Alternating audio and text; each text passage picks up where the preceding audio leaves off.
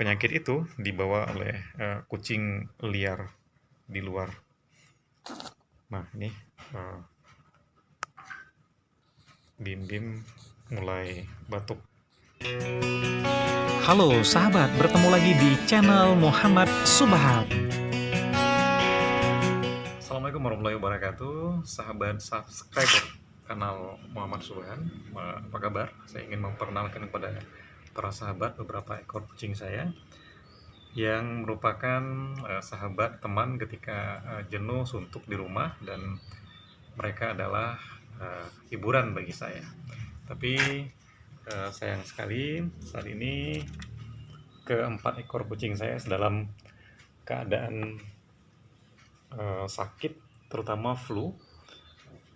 Dan flu ini disebabkan oleh kucing liar yang datang di luar. Kebetulan setiap waktu-waktu tertentu meminta makanan, ya tentu kasihan kita berikan makanan.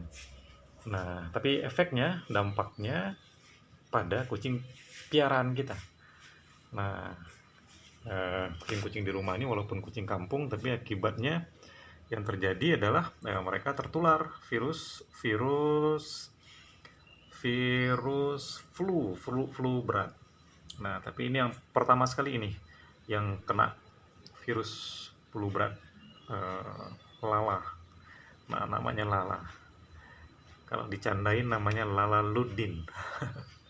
Lala Ludin. Tapi dia lucu, bersih, dan pada malam hari ketika saya bekerja di meja kerja saya, dia selalu duduk naik di pangkuan saya hingga tertidur. Jadi di sela-sela kesibukan menulis, berkegiatan literasi, saya bermain bersama kucing-kucing ini. Mereka jinak lucu-lucu karena sejak kecil sudah bersama saya. Nah, ini namanya Lala. Sedang ini namanya Bim. Halo Bim. Bim, dan ini Tama. Nah, ada satu ekor lagi namanya Kiki, dan saat ini sedang berada di dokter hewan karena sebelum melahirkan dia diserang penyakit flu berat. Sebenarnya baru-baru ini keempat kucing saya ini juga diserang flu berat. Kasihan, bersin-bersin, batuk, dan awalnya datang dari penyakit itu dibawa oleh kucing liar di luar. Nah, ini Bim mulai batuk. Kalau bersin itu terbang air liurnya ke sekitar sehingga menyebar semuanya.